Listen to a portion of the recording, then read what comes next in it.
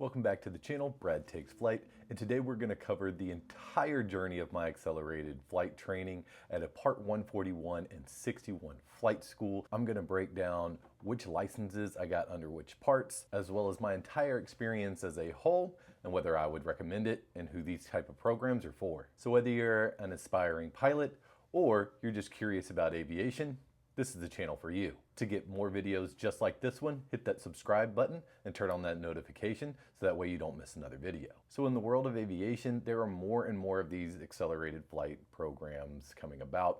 I did mine in Smithfield, North Carolina at Blue Line Aviation, and it is broken down into Part 141 and Part 61. So Part 141 is a FAA approved syllabus, and in this case it also means a reduced number of hours that are required. So I'm totally done with the program and I have 200 hours. So if you go to a 61 program, just to get your commercial license is going to take you a total flight time of 250 hours, and that's just the minimum. And that shows a clear distinction as one of the reasons why these 141 schools are able to do things on an accelerated timeline compared to 61 programs. The 141 programs are going to be things like your private, your instrument, and your commercial. 61 programs are going to include certifications like your CFI, your CFII, your MEI, and your multi-engine add-on to your commercial license. And the reason why those are 61 is you're actually able to get those done quicker than you are under a 141 approved program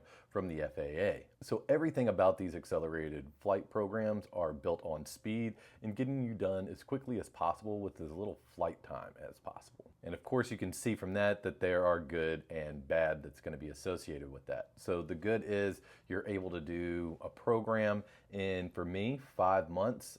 Blue Line advertises 5.5 months. There's other programs out there that are 6 months, 9 months, sometimes a year, depending on the programs that you're looking at for their accelerated flight program. If you just go to a Part 61 school and you are just doing this, like flying once, maybe twice a week, just to get your commercial is probably going to take you 2 years, plus getting your CFI and all these add-ons is probably another additional year, just depending on, how frequently you're flying and things like that. So you're condensing 2 to 3 years worth of learning and flying down into 6 months to a year.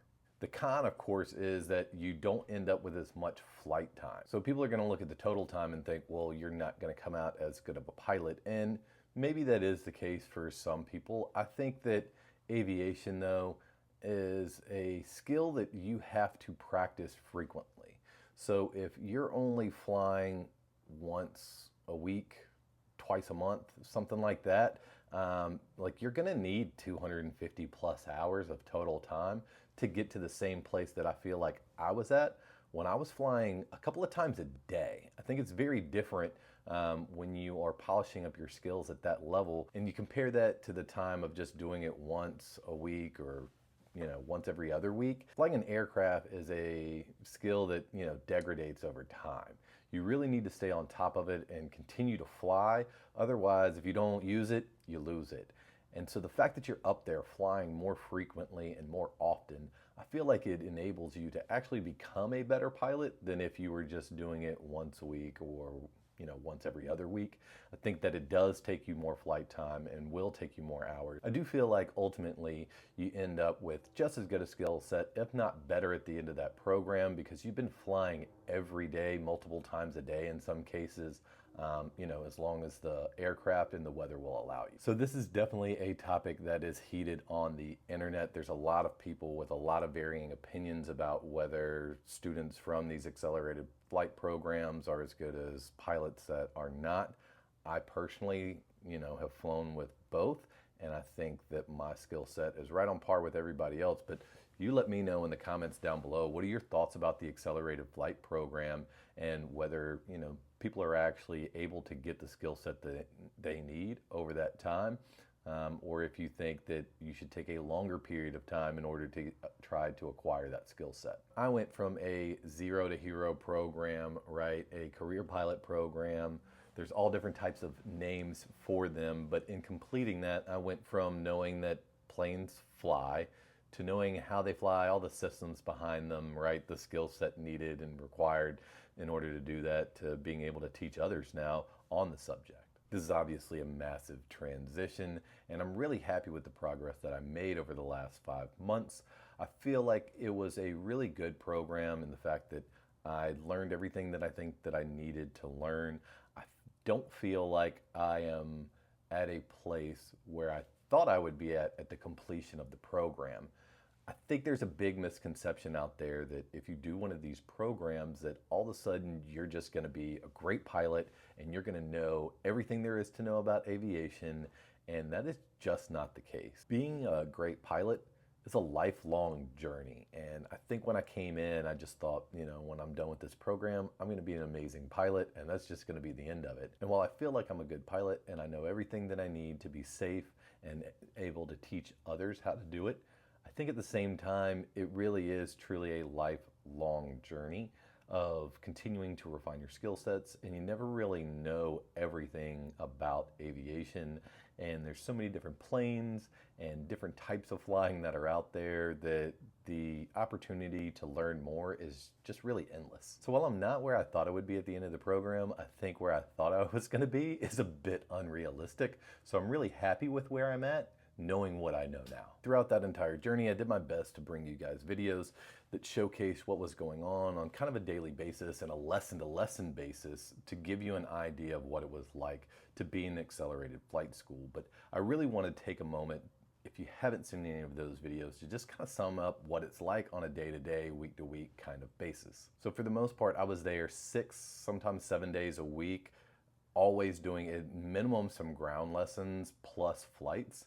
There were days where I would have 2 flights plus grounds. I mean, I had days where there was no flights and we did like 4 to 5 grounds, right? Just like all day learning, continuing to put in and check off the syllabus and kind of get through as much as we could. No one day was like the next, much like our flights. Every flight was a little bit different. Every lesson was a little bit different. Every day and every week is going to be a little bit different as you're going through.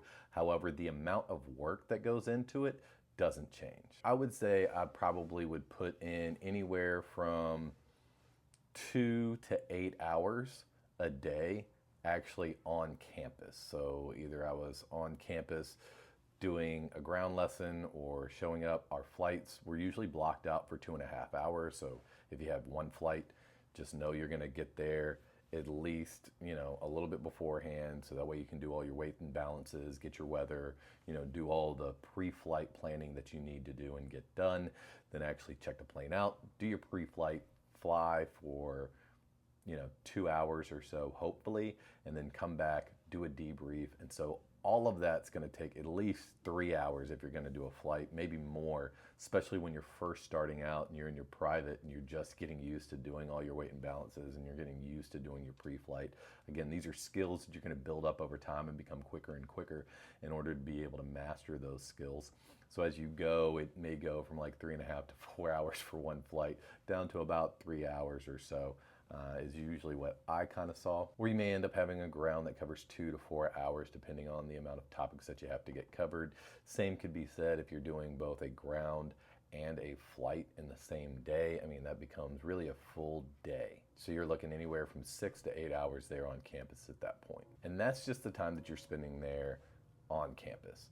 For every hour or so of ground, you probably need to be doing at least another hour to 2 hours worth of studying at home. At-home study needs to be going back over the material that you weren't as sure on, or prepping yourself for that next ground that you're about to go into, whether that's reading the PHAC or the Airplane Flying Handbook, or depending on the aircraft that you're in, you'll need to review your POH or your AFM and just become more familiar with some of the performance charts or your emergency operations or your limitations. There's just so much stuff that you need to get covered. That's why it's so important for you to make sure that you're spending all that extra time outside of campus, right? Even more than what you're putting on at campus. Hopefully that gives you a good idea of what it's like to go to one of these accelerated flight schools. It's not just, show up, do a little something and then go home and that's it, and you can go play video games and watch TV. That's not really how this is going to work. You're really going to have to make sure that you're up on all your stuff, especially if you haven't done your writtens. Think about that for a second. So anybody who has done written tests can tell you how time intensive those are. So now you're going to add in written tests on top of all the grounds that you're supposed to be doing, on top of all the flights that you're supposed to be doing. It just becomes kind of insurmountable, in my opinion. I've seen a lot of people that were at the school that I was at having to stop their flight training in order to just strictly study up and get their writtens done. And that can take weeks to get done, depending on how good of a test taker you are and things like that, because the FAA, let's face it, those written tests are not very valid. They don't really test for what they say that they're testing for. About half of the questions in these things are just going to be trying to trip you up to see if you can read a question or decode what they're even trying to talk about. So for me, 6 weeks before I went into flight school, I dedicated all of that time, and really, again, it was a full-time job of just getting my writtens done. It was a huge advantage for me. They just weren't looming over my head, and another thing for me to worry about when you're constantly looking at another check ride and another check ride and another ground and another flight. And I mean, to have writtens on top of that just really amps up the amount of work that you have to do, your stress level. And I just really, really, truly believe if you're going into any accelerated flight program, get all of your writtens done. They're good for 2 years. You're going to an accelerated flight program. Right? If it's truly an accelerated flight program, your test scores are still going to be good. So take the time, get all of your writtens done before you go into an accelerated flight program, and that's really going to help you out a lot and decrease your stress level and allow you to rest a little bit more, which is another huge piece. The really big question, which I think a lot of you probably have, is would I recommend Blue Line or accelerated flight training? Now, many of you may not be happy with this answer, but it would be a qualified yes. I think that accelerated flight training is very appropriate for very certain people. Who are those people? Well, they're people who know that they want to fly. So if you're not sure if being a pilot is for you, I really recommend going to a 61 school. Work on your private pilots for a while. And it doesn't matter whether it's, a CFI that owns his own airplane or it's an actual flight school. Take your time, do some discovery flights, go up, do some more flights, take the PPL knowledge exam, and that'll give you a taste for, the more writtens that you'll have to get done. And see if flying is really what you want to do. Because once you start these programs, you're really committed at that point. You're taking out loans, you're committing a lot of time and energy into a program, and you want to make sure that this is something that you really want to do. So let's say this is what you want to do, you have no doubt about that. You want to become a pilot, you're committed to becoming a pilot. There's some other things that you need to think about as well. Are you going to try and work a job or do something else at the same time you are learning to fly? If that's the case, do not go to an accelerated flight training. Accelerated flight training is for people who are totally committed to just flying until that program is over. If you need to work a job at the same time that you're learning to fly or kind of pay as you go, I totally get that. I don't fault you at all. Maybe you want to do accelerated flight training, you wish you could, but you're just not in a financial place to do it. Don't stretch yourself that thin. There's so many other things that are going to pop up with your knowledge exam and your DPE fees, and maybe you don't get things done on the timeline you thought you were going to get them done on, and now it's going to cost you even more in flight time. Maybe you fail a check ride, so now you've got to pay a recheck fee. None of this stuff is cheap. And so if you're just barely on the edge of being able to afford something like that, or that you're going to have to work at the same time that you're doing this, I would really hesitate recommending an accelerated flight training program for you, just because of the amount of time, effort, and energy it takes to be successful. You're really going to have a hard time diverting your attention from anything that's not aviation. If you are super young, 18 years old, coming out of high school, you may not need accelerated flight training. Let's think about it. If your goal is to become a commercial airline pilot, then it may not be right for you. You got to be 23 years old to join the airline. So that gives you, 5 years? And do you really need to do an accelerated flight program and build up all these hours and be ready at 20, right, or 21 for the airlines, and then be sitting around for a couple of years, doing other things while you wait to become eligible for the airlines. It may be better for you to find some other things to do in aviation besides an accelerated flight program. I would recommend doing some other things outside of just being a CFI. If you're young and you know that you're really good at instruction, that's great. Instruction is pretty difficult, and most of the time your students are going to be the same age, if not older than you. And so, are you ready to be a CFI is the other thing, because all these accelerated flight programs are going to include your instructor licenses into them. Do you really need those yet? I would argue that you could probably do your PPL, get your instrument, do your commercial, and then over that time, do some things like aerial surveying, go out and find something else that you can do, like banner towing or jump schools, or, there's other paths out there than just being an instructor in order to do some time building. And not just young people, but everybody in general. If you know that you don't want to be a CFI, then don't do the accelerated flight training. I can tell you right now, if you don't want to be an instructor, your students aren't going to want to be your student. Plain and simple. And I do see instructors that are just using this for time building, and they really don't care about their students as much. And that's just really a shame. And I hate that that's happening, and that their students are just being used as a tool for time building. There's so many other things that you can do besides that in order to really advance your resume in ways that'll make you different from everybody else who is a CFI. Take the time, get your private, get your instrument, get your commercial, and then go out and get a type rating. I mean, for $10,000 to $15,000, you can go out and get a Citation Jet type rating. You can go and get a type rating in a King Air. You can go and get a type rating in something else and spend that money more wisely than just getting your CFI and double I just to be able to time build into it that way. Like, go out and find some other ways to spend that money. You can do some multi-engine time building at some of these other schools for a lot less. And now if you're sitting around and you've got 500 hours and you've got a bunch of different type ratings, like, people are going to be interested in you in the 135 world, that they don't care about the CFIs and the amount of dual given, and you've been sitting around in a Cessna or a Piper or a Diamond or whatever for 500 hours doing dual givens, like, because you've got these type ratings, and now you can, find the FBOs and do some networking and things like that to try and find a right seat that you can sit in for a little bit for free, and you're type rated and get some second in command. I just feel like there's so many other more valuable ways that you can go out and get some actual time that will help you still get to the same goal, but without being a CFI.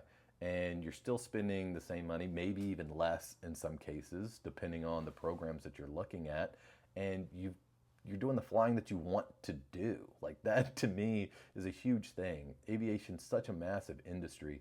There's no one box that you have to fit in. And so if you are not wanting to be an instructor, or you're really young and you've got a longer timeline, accelerated flight training may not be for you, or you may want to find programs that only do, certain licenses on an accelerated time scale. So that way you can go and spend your money on something that will be more valuable to you and more enjoyable for you and better for everyone in the industry as a whole. So that's my thoughts on accelerated flight school and its importance, how it was for me, what you can expect, and who I would recommend it for, and other things you may want to consider instead of going to accelerated flight training. I really hope you guys enjoyed this video. If you did, hit that like button. Let me know in the comments, what other videos would you like to see coming up? I am currently myself going through some interviews to do some CFI work, because I have been an instructor in the past. I do love teaching. It is a passion of mine, so I can't wait to get back into the right seat